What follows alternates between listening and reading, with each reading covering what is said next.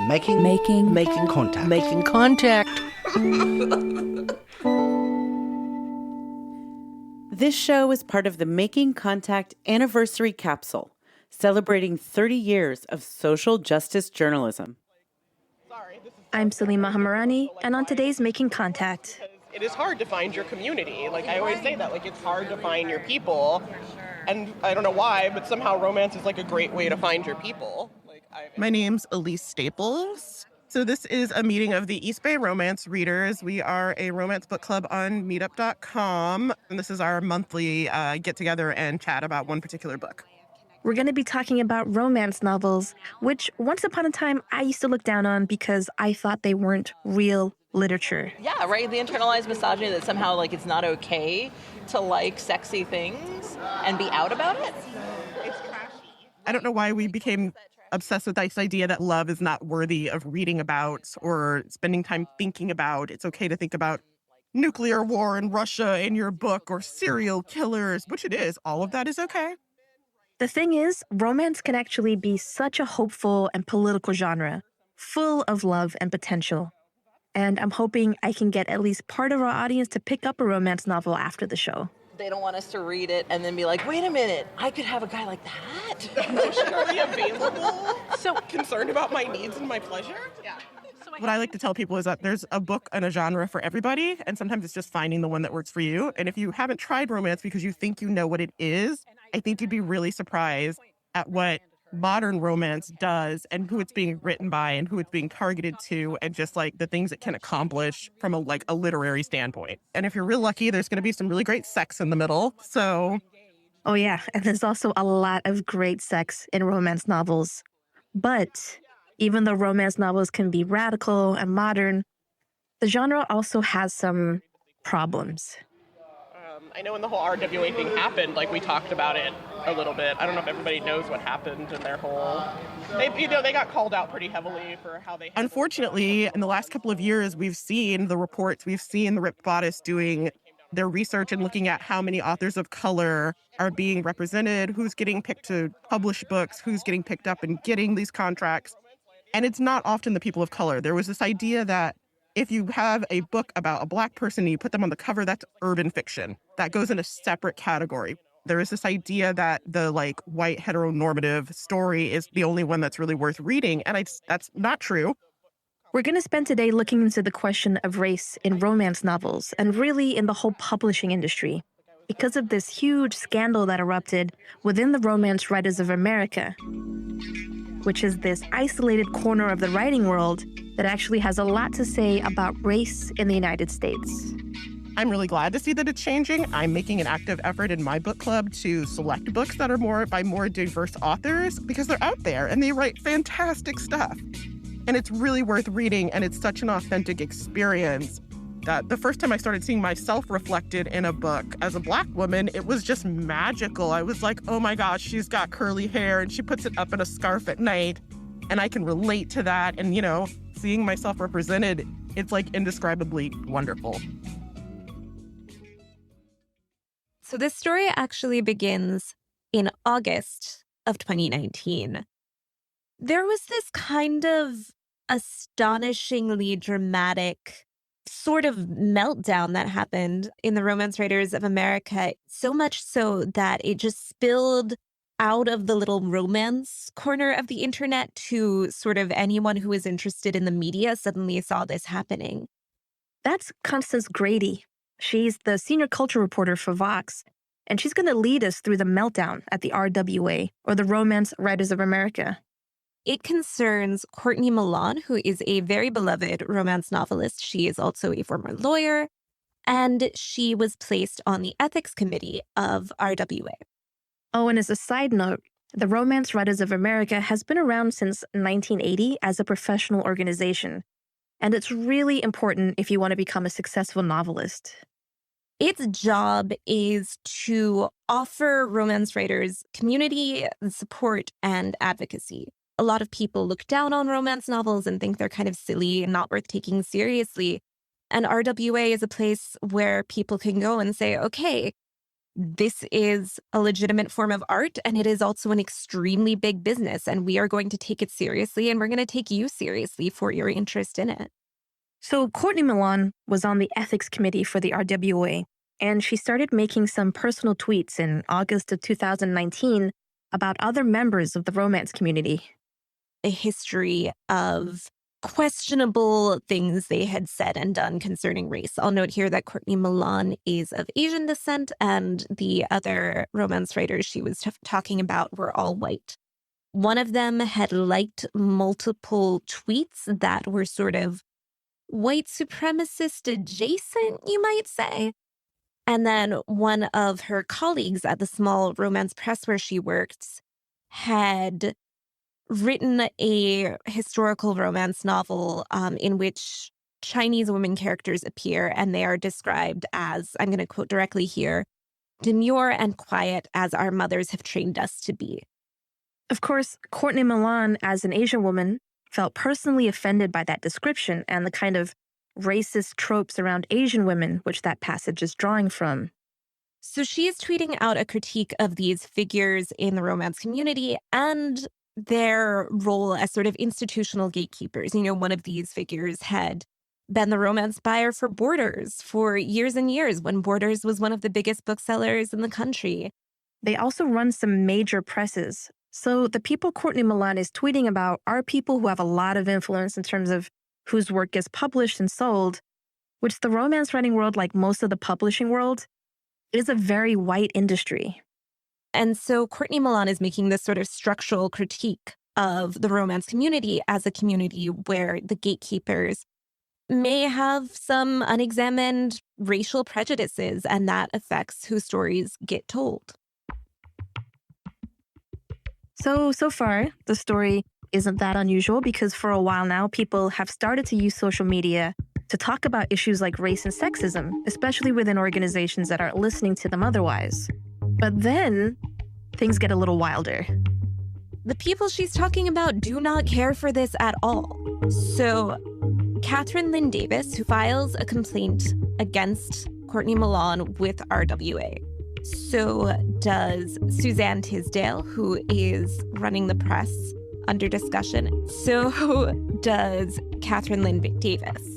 They are saying that they have lost work because of these tweets, that she is being racist against them as white people. Suzanne Tisdale says at one point that putting Courtney Milan on the ethics committee is akin to putting a neo-Nazi in charge of a UN human rights committee.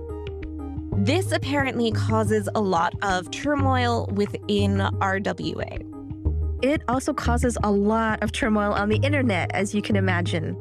And the RWA itself, well, it didn't respond in the best way.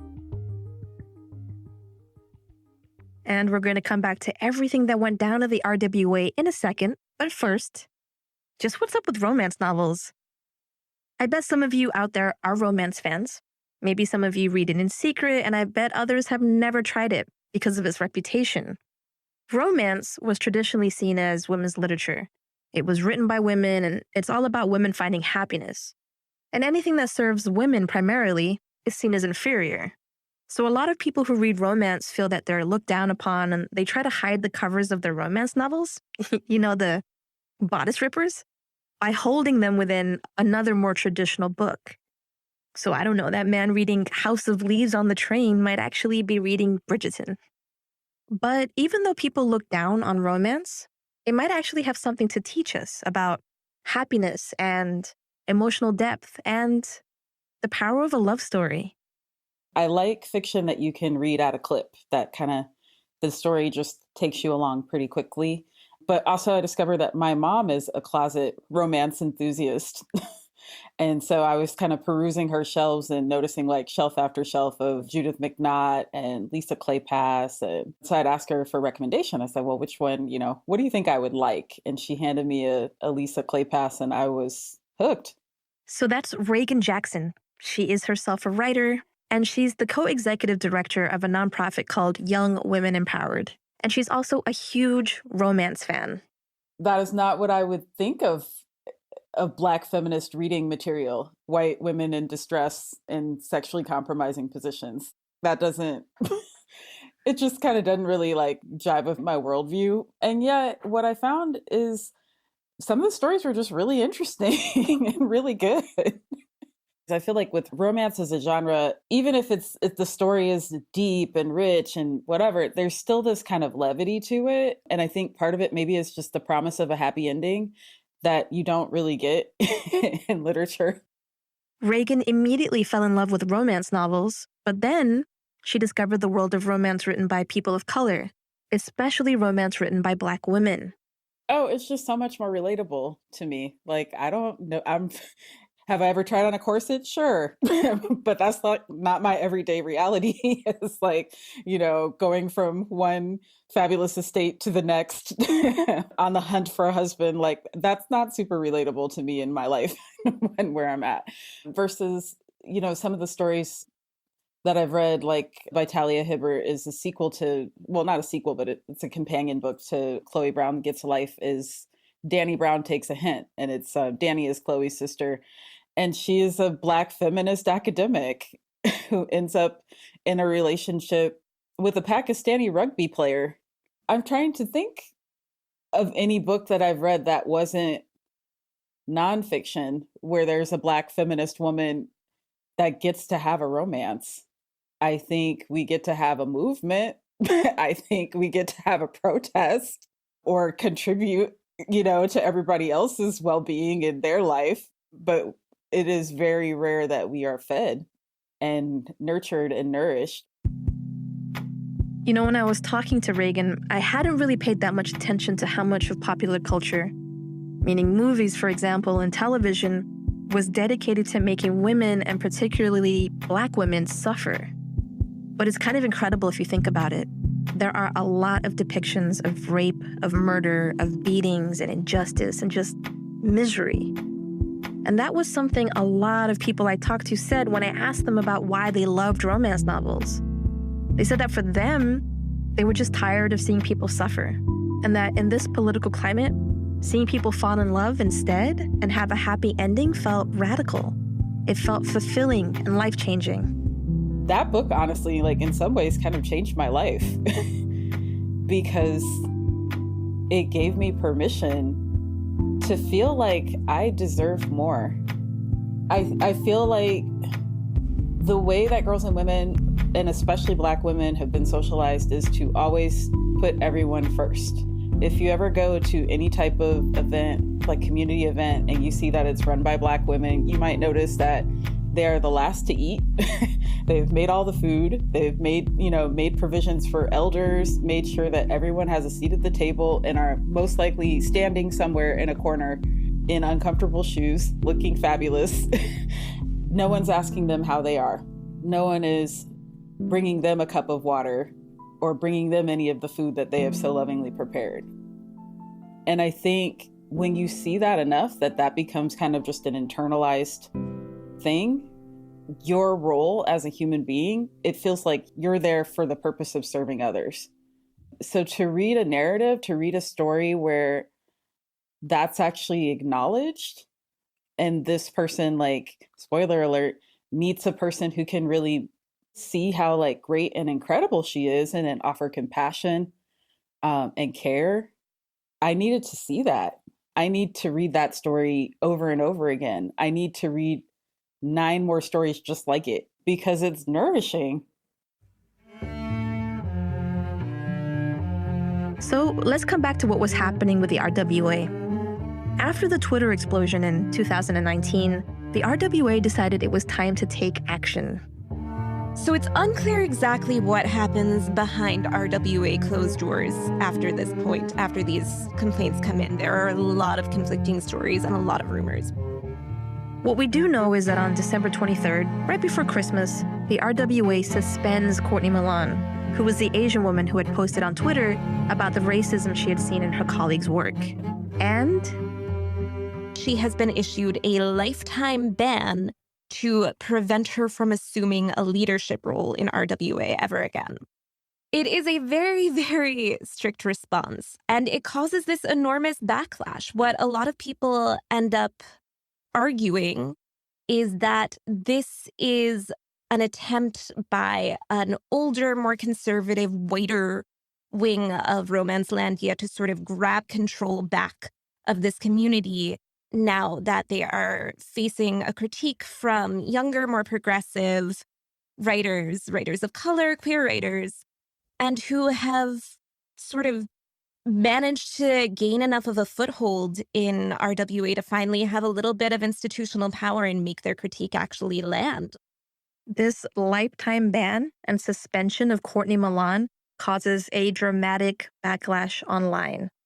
You get all kinds of people issuing public statements in support of Courtney Milan, including major romance authors, romance literary agents, romance critics, local chapters of RWA. The International Association for the Study of Popular Romance cuts its ties with RWA, so does Bookstore Romance Day. So just one day later, December 24th, Christmas Eve, there's an emergency board meeting, and the board reverses its decision and they reinstate Courtney Milan. But at this point, the damage has been done, and other authors begin posting about their experiences with the RWA. So you get things like members of color sharing stories about microaggressions they've experienced at RWA meetings. There are some people saying that local chapters are paying Black speakers less than they pay white speakers. Some people are saying that queer authors aren't being offered help from RWA after they register professional complaints, which that is the literal reason that this organization exists, right? To advocate for its members professionally. And we should spend some time talking about these grievances that people begin to share, because although the public eruption around race happened in 2019, authors who weren't white or straight had always had difficult experiences with the organization. For example, the RWA had once faced some backlash around queerness. This was an issue in 2005. This is at the time that the country is spending a lot of time debating same-sex marriage. RWA creates a poll and asks members whether they would consider defining the genre as one characterized by love stories between one man and one woman. So queer love stories would not be allowed, poly love stories would not be allowed. And creature love stories, which is a romance between a woman and a male animal, for example, that probably would have been fine. But two women falling in love? No. And that was a huge controversy. This definition was never formally adopted into the bylaws, but the fact that it was even up for debate kind of became a real sticking point for a lot of the queer community. And of course, the RWA has also had a problem with race for a long time. And one place accusations of racism turn up a lot is at the annual awards put on by the RWA called the Ritas. They're basically the most prestigious award in the community, and they're kind of the splashiest thing that RWA is responsible for every year. Like, they're doing other work, they're doing advocacy and membership support, but the thing that everyone remembers is you go to the annual conference, you put on a fancy dress, and you go to the Rita Awards. It's like the Oscars for romance novelists. It's a really big deal.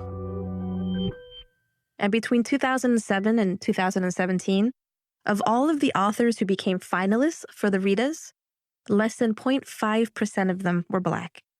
And no Black author had ever won a Rita until 2019. But the people who are nominated are just part of the problem. There's also the content of the books.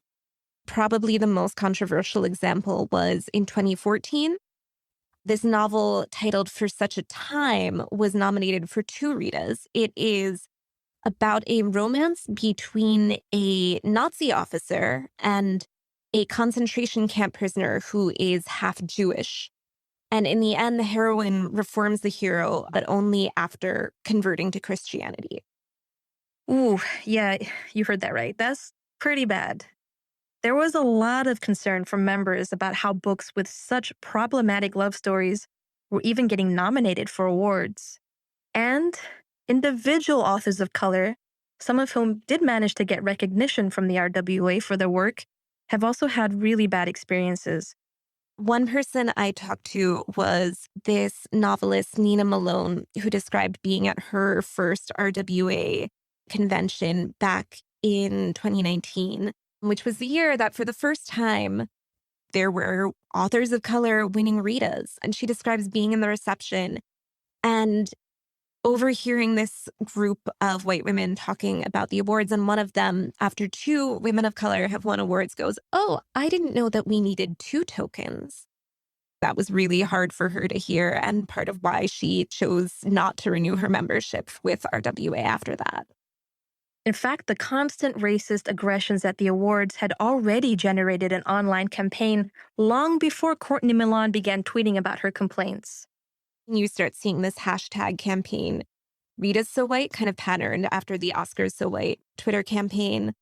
And you do start to see RWA respond by seeming to try to become more inclusive and a little less retrograde in its romantic tastes.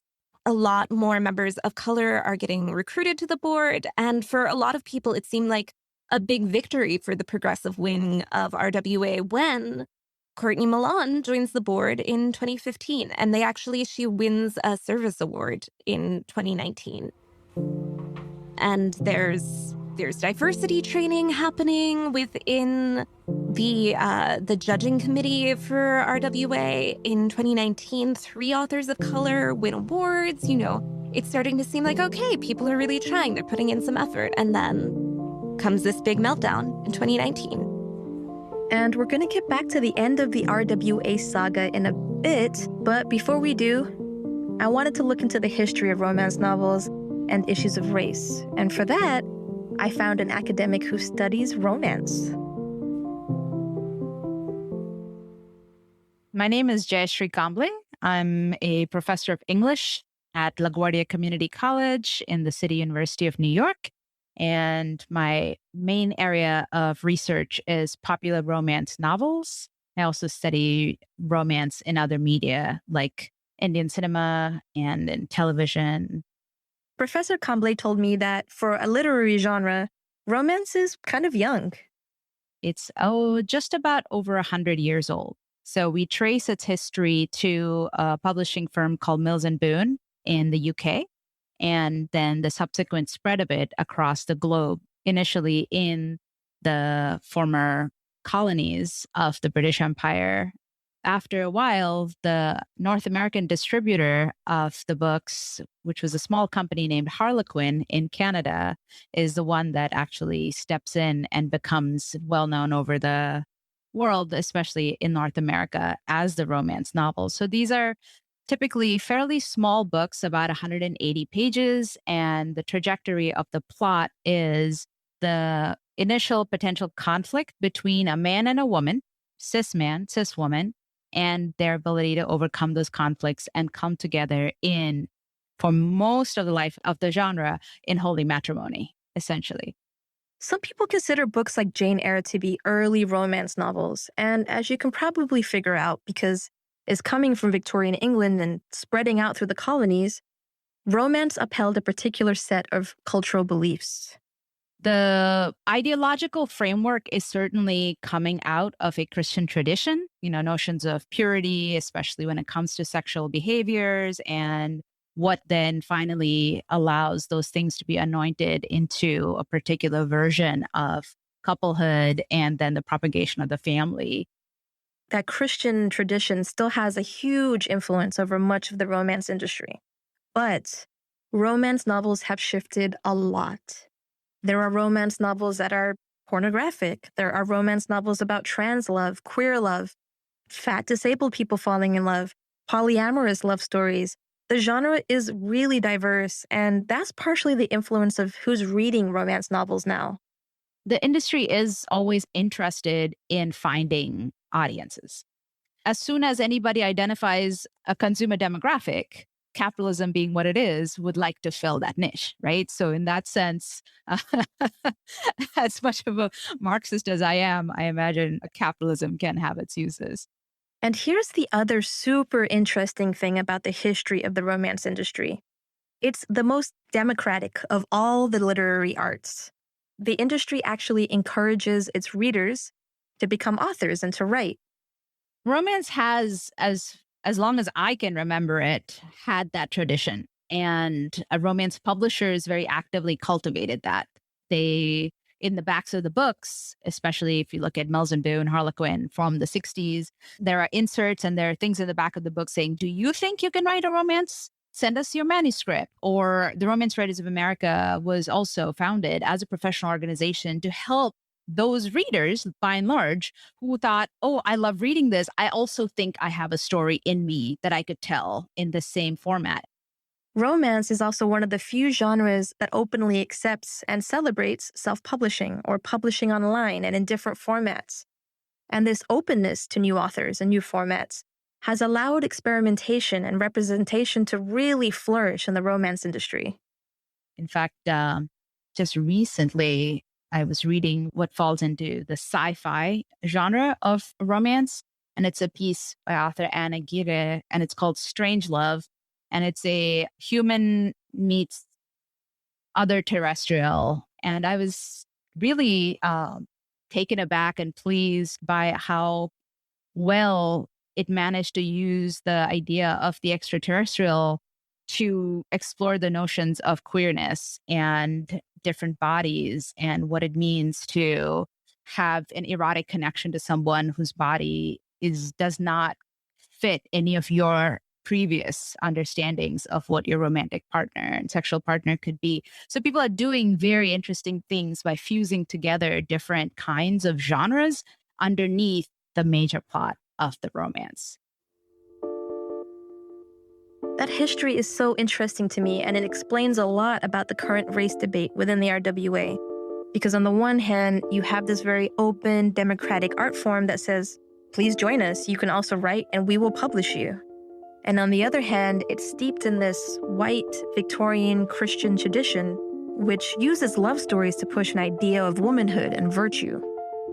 I just don't think you see that combination in many other art forms, and it might be why the race debate within the RWA is especially challenging.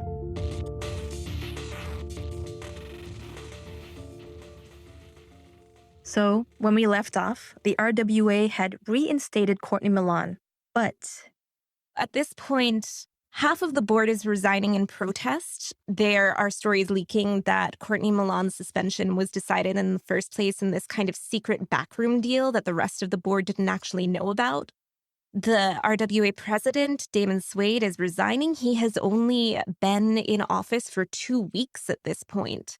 And RWA has kind of left a skeleton of itself, right? It has only half a board and no president. And despite the public outrage and the fact that the organization almost fell apart, the RWA decided it wanted to try and rebuild from the ground up. So they call off the Ritas, they hire an outside firm that is going to audit their practices, and they hire a diversity consultant that can restructure their award system. And then finally, in February, what is left of the board resigns. An interim board comes in, and they say that in the 5 months they have left before they get a new permanent board, they are going to try to completely overhaul RWA. And all of this is going to be happening in the middle of a pandemic. That was part one of our story, but it's just the beginning. The second half, which will air next week, is about why these allegations of racism within the romance writing world matter to the rest of us. The Making Contact team includes Anita Johnson, Jessica Partnow, Sabine Blazin, and I'm Salima Hamarani. Thanks for listening to Making Contact.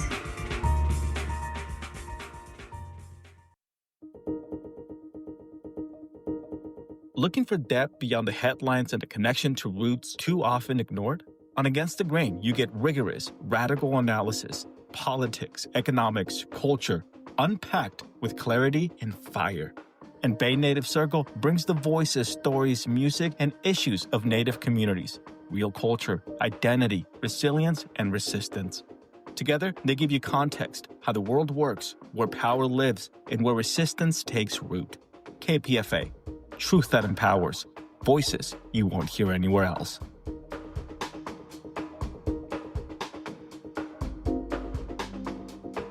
This is the loud, but kind 94.1 KPFA and 89.3 KPFB in Berkeley, 88.1 KFCF in Fresno, and online everywhere, kpfa.org.